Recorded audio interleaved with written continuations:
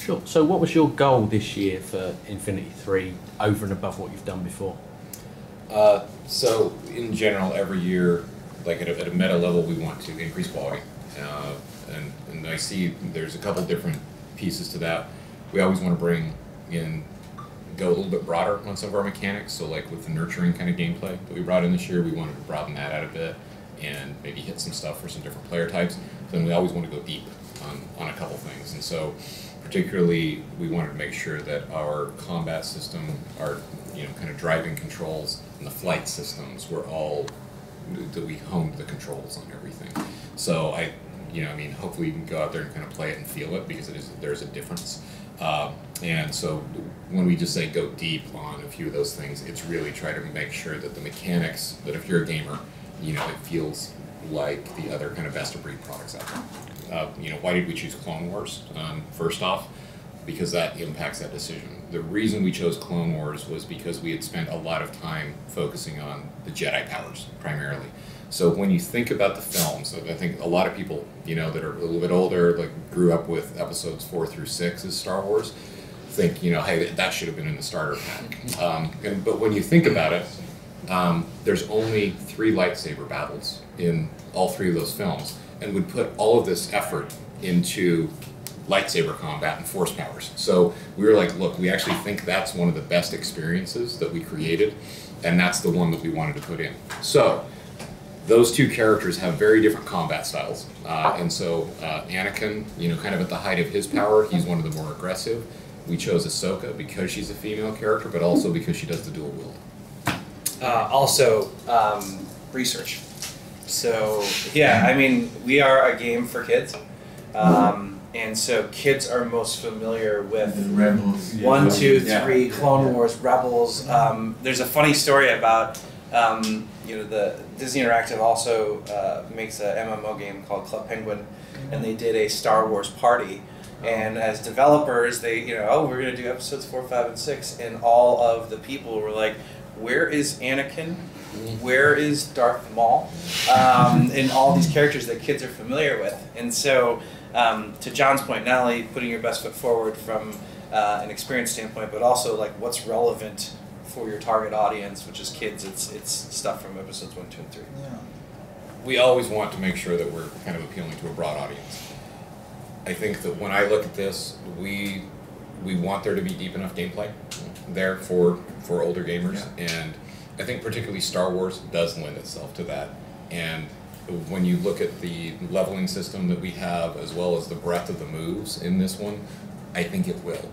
I don't think all the play sets that we would do that. I mean, we particularly with Inside Out, we're not going for an older age demographic there. So I want it to be as broad as possible, but we also really want to make sure that we're doing what we can to kind of hit the family first, and then.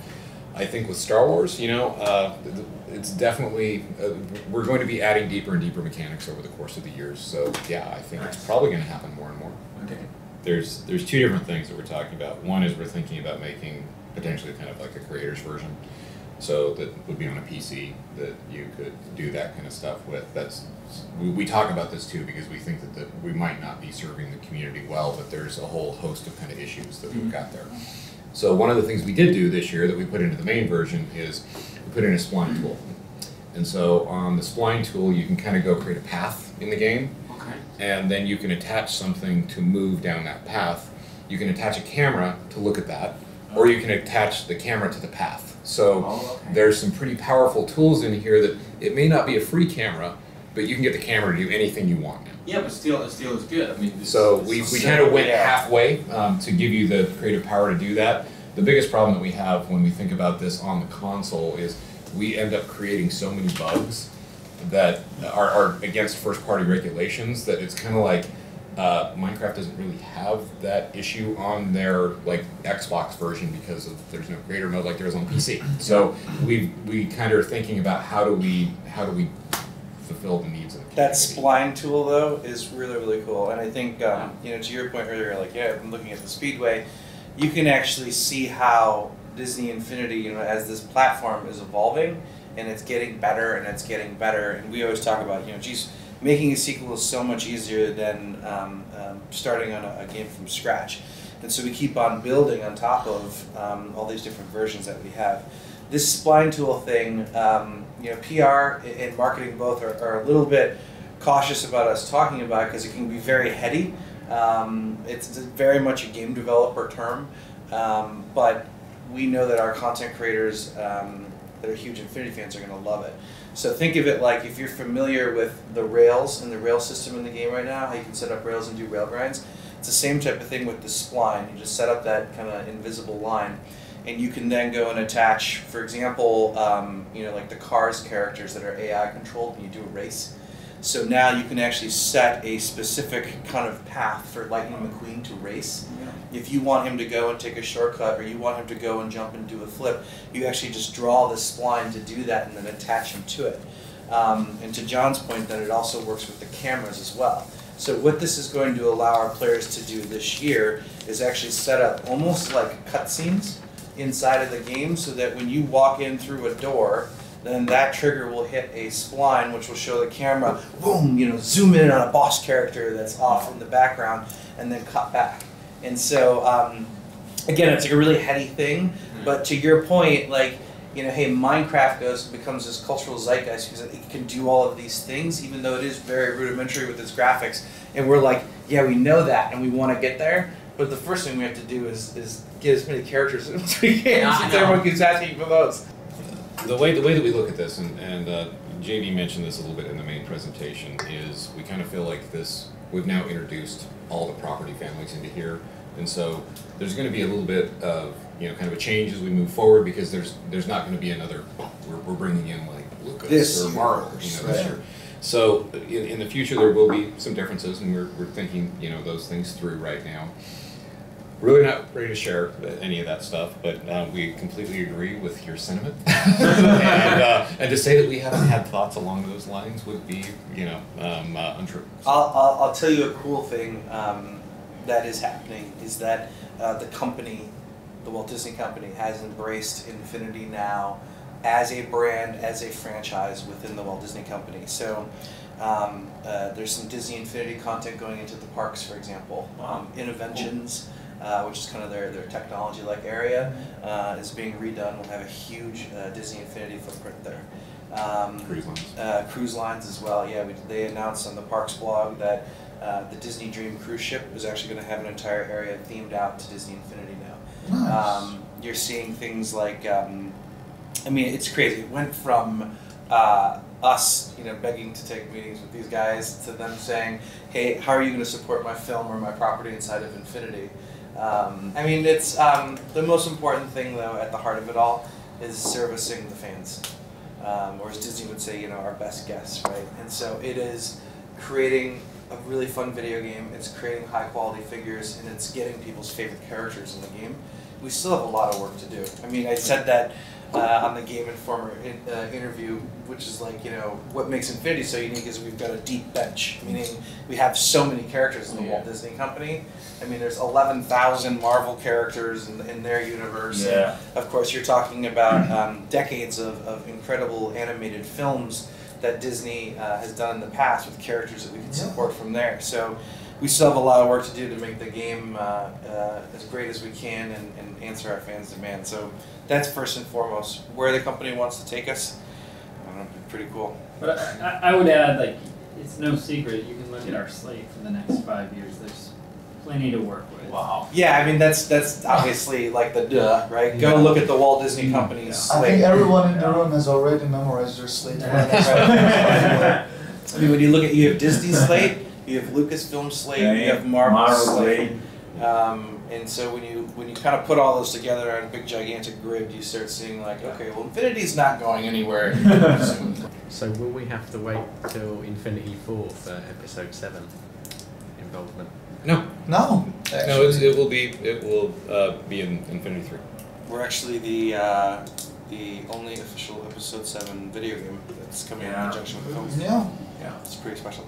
So I read it. I read that it's coming in winter, near the date of the movie, I presume. Yeah. That will make sense. Yeah. Yeah.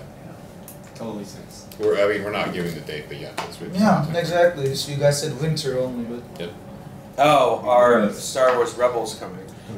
So we haven't announced yet all the characters that we're doing, but like someone asked in an earlier meeting, like, where's Boba Fett?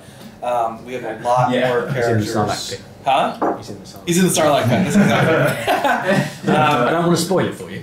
Right. We haven't announced all the characters yet, but they're definitely going to be more to come. In fact, we had said that there's going to be over 100 characters as part of Infinity. So when you count out the 1.0 characters plus the crystals, everything we've done for 2.0 and everything we have planned for 3.0, lots and lots of more characters coming. So stay tuned. So in the Toys to Life space, the Marvel, Disney, and Lucasfilm characters are exclusive to Infinity. That does not mean that we won't be doing standalone games. You know, with obviously Marvel and Lucasfilm have long, healthy relationships with the guys at TT. They're incredible developers. So, in fact, I know that they've announced that there's another Lego Marvel game coming out this fall. But in the Toys to Life space, you know, Dimensions, like these characters are for Infinity right now. Yeah, so we used to do them in blind bags. Yeah, the blind bags. Power disc, but now they're no longer in blind bags. Okay, so They're visible. Okay. Yeah, so we're gonna sell 4 to a pack. Okay. In the States anyway, it's $9.99, so it's Okay. it's the cost of a standard power disc pack times 2, Okay. because they were $4.99. So and they'll be themed to different franchises. So like Fahey at Kotaku was the one who posted that story, and so he had up there like we're doing a power disc set for Tomorrowland. Film, I don't know if it's out here. I think it's out here. No, not yet. Next week, I think. Is it next week? Yeah. So we've done a power disc pack there for Tomorrowland, and So you didn't get to talk about why in there, and I think it's interesting. a big part of the why is it's like fans had asked for that. Yeah. When we originally started this, it was hey, we want to have these power disc packs. We think it's going to be fun. We think people can trade back and forth with each other. It's kind of like Pogs. This would be cool. They can bring in vehicles and change costumes. We do all this great stuff, and that actually ended up not being the behavior that people had with them when we put them out. In fact, it was more like people would buy a huge handful of them, open them up, they would get duplicates, and they get mad, and then they wouldn't trade.